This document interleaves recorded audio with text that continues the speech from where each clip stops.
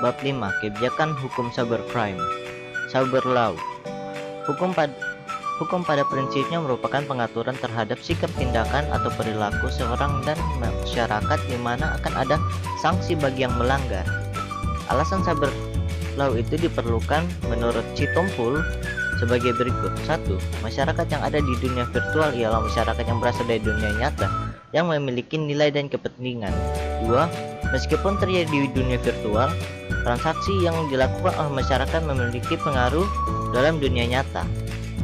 Cyber law adalah hukum yang digunakan di dunia cyber atau dunia maya yang umumnya diasosiasikan dengan internet. Cyber law merupakan aspek hukum yang ruang lingkupnya meliputi setiap aspek yang berhubungan dengan orang, perorangan, atau subjek hukum yang menggunakan dan memanfaatkan teknologi internet yang dimulai pada saat mulai online dan memasuki dunia cyber atau maya.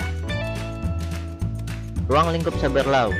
Menurut Jonathan Rosenor dalam Cyber Law, The Law of Internet mengingatkan tentang ruang lingkup dari cyber law, diantaranya hak cipta atau copyright, hak merek atau trademark, pencemaran nama baik atau defamation, fitnah, penistaan, penghinaan atau hate speech, serangan terhadap fasilitas komputer, hacking, viruses dan illegal access, pengaturan sumber daya internet seperti IP address dan domain name, kenyamanan individu, prinsip kehati-hatian atau duty care, tindakan kriminal biasanya yang menggunakan TI sebagai alat, isu prosedural seperti yurisdiksi, pembuktian, penyelidikan, dan lain-lain, kontrak transaksi elektronik dan tanda tangan digital, pornografi, pencurian melalui internet, perlindungan konsumen, dan pemanfaatan internet dalam aktivitas keseharian seperti e-commerce, e-government, dan education, dan lain-lain. Pengaturan cybercrime dalam UU ITE. Latar belakang UU ITE adalah Undang-Undang Nomor 11 Tahun 2008 tentang Informasi dari Transaksi Elektronik. UU ITE adalah undang-undang pertama di Indonesia yang secara khusus mengatur tindak pidana cyber. Dua muatan besar yang diatur dalam UU ITE adalah 1. Pengaturan transaksi elektronik, 2. Tindak pidana cyber. Pengaturan tindak pidana TI dan transaksi elektronik.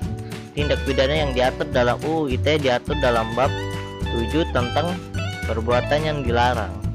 Perbuatan tersebut dikategorikan menjadi kelompok sebagai berikut. 1. Tindak pidana yang berhubungan dengan aktivitas ilegal dibagi menjadi 3, yaitu distribusi atau penyebaran, transmisi dan diaksesnya konten ilegal seperti kesusilaan, perjudian, berita bohong, dan lain-lain. 2. Dengan cara apapun melakukan akses ilegal. Dan 3. Intersepsi ilegal terhadap informasi atau dokumen elektronik dan sistem elektronik. 2. Tindak pidana yang berhubungan dengan gangguan atau intervensi. Di antaranya adalah gangguan terhadap informasi atau dokumen elektronik dan gangguan terhadap sistem elektronik. Ada pula tindak pidana memfasilitas perbuatan yang dilarang, tindak pidana pemalsuan informasi atau dokumen elektronik, tindak pidana tambahan, dan perberatan terhadap ancaman pidana. Celah hukum cybercrime. Pada dasarnya sebuah undang-undang dibuat sebagai jawaban hukum terhadap persoalan yang ada di masyarakat. Namun pada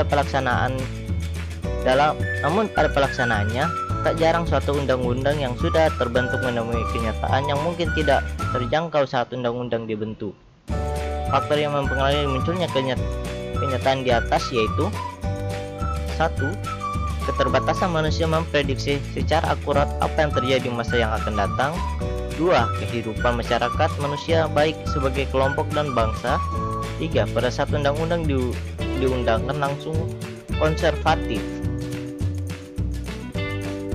Menurut Suharyanto, pada tahun 2012, celah hukum kriminalisasi cybercrime yang ada dalam UU ITE diantaranya pasal pornografi di internet atau cyberporn, cyberporn, pasal perjudian internet atau gambling online, pasal penghinaan dan atau pencemaran nama baik di internet, pasal pemerasan dan atau pengancaman melalui internet, penyebaran berita bohong dan penghasutan melalui internet, dan provokasi melalui internet. Pasal pornografi di internet atau cyberporn. Pasal 27 ayat 1 UU ITE berbunyi, setiap orang dengan sengaja dan tanpa hak mendistribusikan dan atau mentransmisikan dan atau membuat dapat diaksesnya informasi elektronik dan atau dokumen elektronik yang memiliki muatan yang melanggar kesusilaan.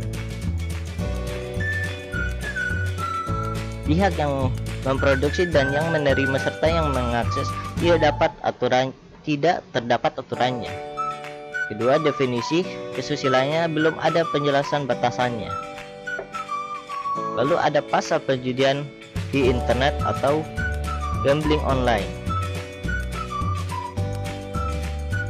Dalam pasal 27 ayat 2 UU ITE berbunyi, setiap orang dengan sengaja dan tanpa hak mendistribusikan dan atau mentransmisikan dan atau membuat dapat diaksesnya informasi elektronik dan atau dokumen elektronik yang memiliki muatan perjudian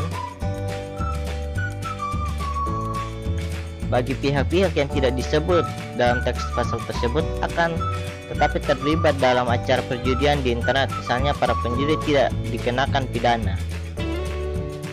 Pasal penghinaan dan atau pencemaran nama baik di internet terdapat pada pasal 27 ayat 3 UU ITE yang berbunyi, setiap orang dengan sengaja dan tanpa hak mendistribusikan dan atau mentransmisikan dan atau membuat dapat diaksesnya informasi elektronik dan atau dokumen elektronik yang memiliki muatan penghinaan dan atau pencemaran nama baik. Pembuktian terhadap pasal tersebut harus benar-benar dan hati-hati karena dapat dimanfaatkan bagi oknum yang arogan. Ada pula pasal pemerasan dan atau pengancaman melalui internet. Pada pasal 27 ayat 4 UU ITE yang berbunyi, setiap orang dengan sengaja dan tanpa hak mendistribusikan dan atau mentransmisikan dan atau membuat dapat diaksesnya informasi elektronik dan atau dokumen elektronik yang memiliki muatan pemerasan dan atau pengancaman. UU ITE tidak atau belum mengatur mengenai cyber terorisme yang ditunjukkan ke lembaga atau bukan perorangan, penyebaran berita bohong dan penghasutan melalui internet. Terdapat pada pasal 28 ayat 1 yang berbunyi, setiap orang dengan sengaja dan tanpa hak penyebaran berita bohong dan menyesatkan yang mengakibatkan kerugian konsumen dalam transaksi elektronik. Pihak yang menjadi korban adalah konsumen dan pelaku produsen, sementara di lain pihak bisa jadi yang menjadi korban sebaliknya. Ada juga provokasi melalui internet yang berada pada pasal 28 ayat 2, yaitu setiap orang dengan sengaja dan tanpa hak menyebarkan informasi yang ditujukan untuk menimbulkan rasa kebencian dan permusuhan individu dan atau kelompok masyarakat tertentu berdasarkan atas suku, agama, ras, antar golongan atau sara. Di pasal tersebut disebutkan istilah informasi, tidak dijelaskan informasi yang seperti apa.